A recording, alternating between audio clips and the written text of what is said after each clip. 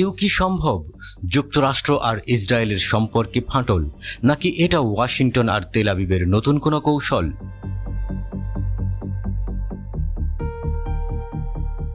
Israeli কর্মকর্তারা বলেছেন, যুক্তরাষ্ট্র ইসরায়েলের কাছ থেকে নতুন বন্দি বিনিময় প্রস্তাবের বিবরণ গোপন করেছে। বাইডেন প্রশাসন হামাসের সাথে মিশর এবং কাতারের আলোচনার সর্বশেষ যুদ্ধবিরতি এবং বন্দি বিনিময় চুক্তি সম্পর্কে সচেতন ছিল, তবে হামাস প্রকাশ্যে এটি গ্রহণ করার আগে ইসরায়েলকে অবহিত করেনি। ইসরায়েলি কর্মকর্তাদের বরাত দিয়ে অ্যাক্সিওস জানিয়েছে।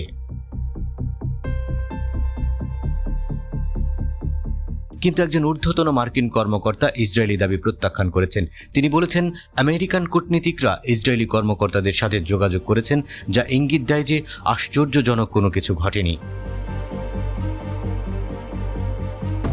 অ্যাক্সিওসের মতে, পরিস্থিতি ইসরায়েলি ঊর্ধ্বতন কর্মকর্তাদের আলোচনায় মার্কিন ভূমিকা নিয়ে হতাশ ও সন্দেহজনক বোধ করা হয়েছে এবং ভবিষ্যতে আলোচনাকে নেতিবাচকভাবে প্রভাবিত করতে পারে।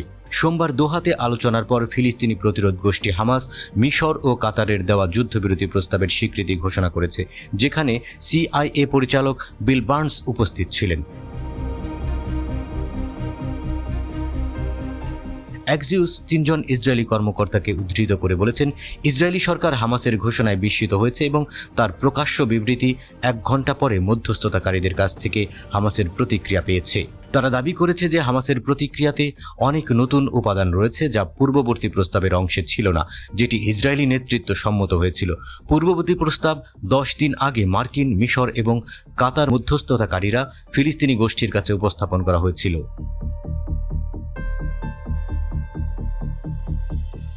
একজন কর্মকর্তার বরাত দিয়ে অ্যাক্সিওসের প্রতিবেদনে বলা হয়েছে, এটি সম্পূর্ণ নতুন প্রস্তাবের মতো লাগছিল। মিশর ইসরায়েলের সাথে সমন্বয় না করেই হামাসকে একটি নতুন প্রস্তাব পেশ করেছে। ২ ইসরায়েলি কর্মকর্তা ইঙ্গিত দিয়েছেন। ইসরায়েলি কর্মকর্তারা বলেছেন, সিআইএ ডিরেক্টর বিল বার্নস এবং বাইডেন প্রশাসনের কর্মকর্তারা নতুন প্রস্তাব সম্পর্কে জানতেন, কিন্তু ইসরায়েলকে এ বিষয়ে অবহিত করেননি।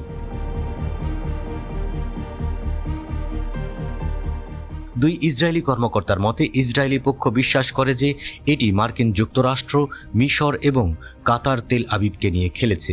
অন্য ২ ইসরায়েলি কর্মকর্তা উল্লেখ করেন, ইসরায়েল সন্দেহ করে যে মার্কিন যুক্তরাষ্ট্র, মিশর এবং কাতারের মাধ্যমে হামাসকে আশ্বাস দিয়েছে বন্দি বিনিময় চুক্তি গাজার যুদ্ধের অবসান ঘটাবে। ইসরায়েলি দখলদার সরকার আগে স্পষ্ট করেছে, ফিলিস্তিনি গোষ্ঠীর সাথে বন্দি বিনিময় চুক্তি নিশ্চিত করার অর্থ যুদ্ধের সমাপ্তি হবে না। হামাসকে নির্মূল করাই নেতানিয়াহু প্রশাসনের মূল লক্ষ্য। একজন জ্যেষ্ঠ ইসরায়েলি কর্মকর্তা উল্লেখ করেছেন, ইসরায়েল বিশ্বাস করে যে মার্কিন যুক্তরাষ্ট্র হামাসকে এই বার্তা দিয়েছে যে যুদ্ধ শেষ করার ক্ষেত্রে এটি ঠিক হবে।